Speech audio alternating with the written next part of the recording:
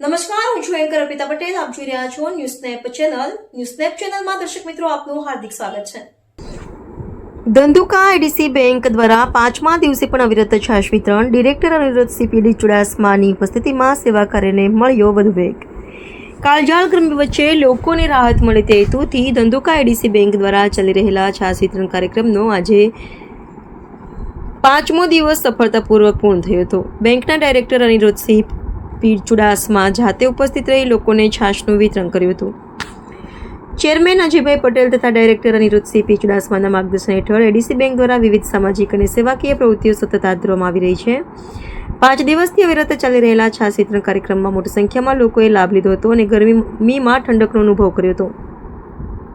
સહકારના સિદ્ધાંતો સાથે સમાજ સેવાને કેન્દ્રમાં રાખી ધંધુકા એડીસી બેંક દ્વારા કરવામાં આવતી વિવિધ પ્રવૃત્તિઓને લોકોમાં પણ સારો પ્રતિસાદ મળી રહ્યો છે.